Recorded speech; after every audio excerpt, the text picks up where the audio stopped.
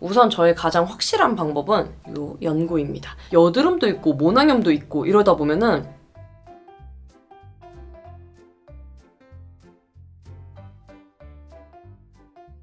안녕하세요 여러분, 비드름 유튜버 인씨입니다. 여러분, 오늘은 여러분들이 정말 많이 궁금해 해주시기도 하고 저도 지금까지 계속 경험을 하고 있는 모낭염에 대해서 말씀을 드릴 건데요. 저도 사실 초등학교 5학년 때부터 여드름이 쭉 있었던 만성 여드름 피부에도 불구하고 모낭염도 같이 있었다는 사실을 26살 때 알게 됩니다. 그래서 오늘 영상은 특히 여드름이 있으신데 나는 가려움을 많이 느낀다, 혹은 여드름이 이유 없이 막 번진다, 그리고 뭔가 여드름이 아닌데 오돌토돌한 게 계속 올라온다 하시는 분들이 봐주시면 좋을 것 같아요. 우선 모낭염은 제가 영상에서도 많이 언급을 드렸었는데 정확하게 나와 있는 정의는 세균에 의해 모낭에 발생한 염증이에요. 그러니까 여드름도 피지선에 이제 염증이 발생한 거라고 하면 모낭염은 말 그대로 모낭에 발생한 염증이거든요. 그래서 사실 여드름이랑 모낭염이 좀 구분하기가 헷갈리기도 하는데 저 같은 경우는 좁쌀 여드름, 그러니까 면포성 여드름이랑 비슷하기도 하면서 약간 수포가 올라온 듯한 느낌으로 알갱이가 올라오기도 하거든요. 그래서 저는 이게 겪다 보니까 이것도 모낭염 번졌구나, 올라왔구나 이런 걸 느끼는데 혹여나 나는 모낭염인지 잘 모르겠다, 여드름같이 생겨서 그냥 압출을 했는데 미친 듯이 번지고 나 아직 기미가 안 보인다 하시는 분들은 정확하게는 이제 병원에 내원을 하셔서 이제 진단을 받아보시는 게 가장 좋은 방법이에요. 그럼 지금부터는 저의 모낭염 스토리, 제 모낭염에 대해서 말씀을 드리고 넘어가는 게 좋을 것 같아요. 우선 저는 제가 모낭염이 같이 있다는 사실을 이제 작년 26살 때 처음 알게 됐긴 했지만 제 생각에는 아마 제가 이제 20살 때부터 이제 성인 여드름이 심해졌다고 말씀을 드렸잖아요. 근데 이제 그때 이제 불청결한 곳에서 압출을 잘못 받아서 화농성 여드름으로 심하게 번지긴 했지만 그 이전에도 확실히 10대 때랑 비교하면 여드름이 좀 더 많이 나고 큼직하게 나고 조금 더 번지는 그런 느낌을 항상 받았었거든요. 제가 그때 이제 불규칙한 수면에 술도 많이 먹고 이제 출근을 매일매일 하다 보니까 이제 화장도 맨날 하고 주말 포함해서 이제 7일이면 7일 내내 메이크업을 하고 이러다 보니까 좀 10대 때는 그나마 작았던 여드름이 이제 20대 되고 나서부터 조금 더 큼직해지고 많이 이제 번지는 그런 현상을 겪었었거든요. 그래서 이제 처음 간 병원에서 이제 압출을 잘못 받으면서 빵 터진 거긴 한데 제가 생각을 더듬어 보면은 아마 이제 성인 여드름 좀 이제 심해지고 나서부터 이제 모낭염이 같이 생기지 않았을까 하는 생각이 듭니다. 근데 대체적으로 저같이 이렇게 여드름 피부이신 분들이 모낭염을 같이 갖고 계신 경우가 많으신 것 같아요. 우리 비탐지드 댓글만 봐도 그렇고 피부 카페나 아니면 이런 블로그 글만 봐도 굉장히 그런 경우가 많거든요. 그리고 여러분 그것도 있습니다. 저희 남편이 여드름이 나는 피부가 아니잖아요. 정말 뭐 세안을 안 하고 그냥 뭐 이렇게 잠도 늦게 자고 아무거나 먹고 이래도 여드름이 절대 나는 피부가 아닌데 유일하게 여기 턱 부위에만 약간 농포성 같은 여드름이 한두 개가 올라오는 거예요. 근데 남성분들 같은 경우에 면도를 하다 보니까 거기에 균 감염이 더 잘 돼가지고 모낭염이 쉽게 발생할 수 있다고 해요. 그래서 남편도 거의 일주일에 한 번씩은 꼭 그렇게 나더라고요. 그래서 제가 면도기 막 갈라고 새 거 쓰라고 쉐이빙 폼 써가지고 좀 제대로 하라고 해도 말을 잘 안 듣습니다. 그래서 저 같은 경우는 지금은 많이 가라앉긴 했지만 뭐 모낭염이 없어졌다거나 완치가 됐다거나 이런 상태가 전혀 아니고요. 그냥 언제든지 항상 발생할 수가 있어요. 저 같은 경우는 좀 이제 수면이 불규칙하다거나 좀 면역력이 떨어졌을 때, 그리고 주변이 불청결했을 때, 이 두 가지가 가장 영향을 많이 받거든요. 제가 사실 여러분 최근에 모낭염이 조금 확 심하게 났던 적이 있었어요. 그래가지고 제가 이 영상을 딱 찍으면 좋겠다고 생각을 했거든요. 바로 이 모습입니다. 사실 제가 모낭염이 평소에도 이 정도로 많이 나는 편은 아니었거든요. 근데 최근에 제가 좀 실수를 한 게 있어요. 제가 여드름이 가장 많이 나는 원인이 저한테 5가지가 있는데 그 중에 가장 큰 원인이 수면을 못 취했을 때예요. 근데 제가 최근 들어서 약간 수면이 불규칙해졌는데 그게 좀 빨리 안 고쳐지다 보니까 그게 화근이 됐던 거죠. 그래서 여드름도 좀 큼직한 것도 올라오기도 했는데 뭔가 가려움도 심해지고 약간 이렇게 조금 좁쌀 같은 알갱이들이 큼직한 여드름 가운데에 중간중간에 같이 나기 시작하는 거예요. 근데 저는 최근 들어서 이제 뭐 모낭염이 그렇게 심했던 적이 없어서 이게 모낭염일 거라고 생각을 안 했었던 것 같아요. 그래서 제가 조금 간과했던 게 가장 컸던 것 같아요. 그래서 첫 번째 원인은 제가 이제 수면을 못 취하고 면역력이 조금 약해진 상태였다는 거. 그리고 두 번째로는 아무래도 제가 최근 들어서 모낭염이 났던 적은 거의 없다 보니까 무의식적으로 뭔가 얼굴에 이렇게 뭔가 손을 댄다든지 아니면 물건을 이렇게 댄다든지 이런 거에 대한 그런 청결 의식이 조금 낮아졌었던 것 같아요. 그러니까 모낭염의 무서움을 잠깐 잊었었던 거죠. 그래서 제가 현재 이제 2주 정도 지났거든요. 그때 그 모습에서. 근데 제가 이제 모낭염이 다 가라앉은 상태예요. 그래서 어떻게 가라앉혔는지 방법들 자세히 말씀드리도록 할게요. 우선 저의 가장 확실한 방법은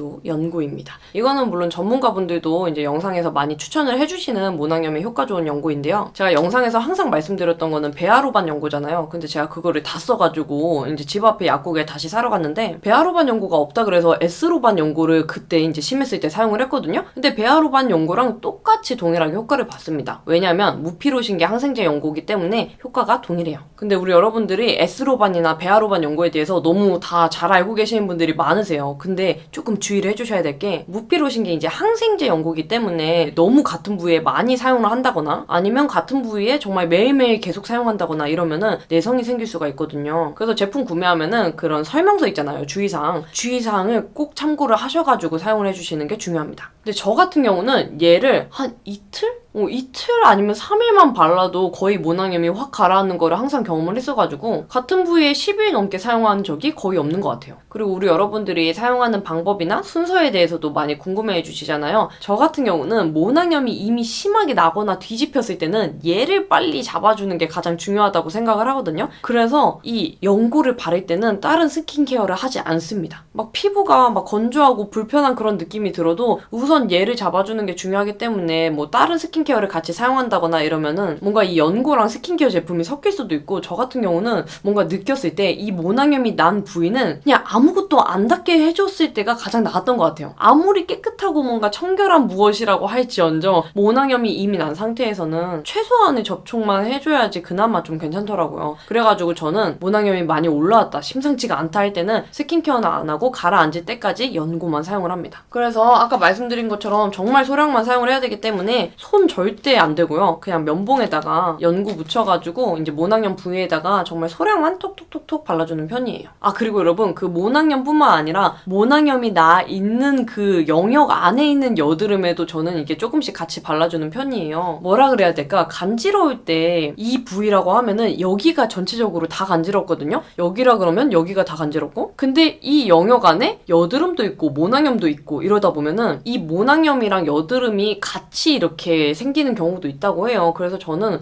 뭔가 간지러운 부위는 같이 발라주는 게 좋을 것 같아가지고 실제로 그렇게 발라줬을 때 여드름도 같이 모낭염이랑 가라앉는 경우가 있었어요. 근데 여러분들 제가 여드름의 효과를 봤다 그래서 모든 여드름에 이렇게 다 사용을 하는 건 그건 절대 아니고요. 저처럼 여드름도 있는데 모낭염도 같이 앓고 계신 분들 그리고 혹은 모낭염 때문에 여드름이 더 심해졌다 하시는 분들이 사용을 하면은 저처럼 효과를 보실 수도 있다 이런 거지 뭐 낭중성 여드름, 결절성 여드름 이런 것처럼 피지선에 연관된 여드름이 막 다 바르고 이런 연고는 아니라는 거를 알아주셨으면 좋겠어요. 그리고 여러분들 모낭염도 약간 좁쌀처럼 하얗게 비치는 그런 모낭염이 있어요. 저는 그거를 압출을 절대 안 합니다. 연고를 바르면 그런 형태에 있지라도 금방 가라앉기도 하는데 제가 영상으로 또 참고를 했거든요. 우리 전문의 선생님들이 올리신 영상을 참고를 했는데 이미 모낭염이 생겼을 때는 이제 면역력이 떨어져 있다는 얘기이기 때문에 압출을 시도하면은 이제 2차 감염의 우려까지 있어가지고 더 번질 수 있다고 해요. 근데 저는 감히 모낭염 압출을 생각해 본 적도 없는데요. 왜냐면 모낭염은 진짜 아무것도 안 해도 번지는 경우가 많아요. 그리고 그 자체만으로 그냥 간지러움을 동반해가지고 아 이게 번지고 있구나 막 이런 느낌이 들 때가 많거든요. 그래서 뭔가 압출을 시도하면은 더 심해질 것 같다는 생각을 항상 했어가지고 압출을 해본 적도 없고 지금도 압출은 안 하고 있습니다.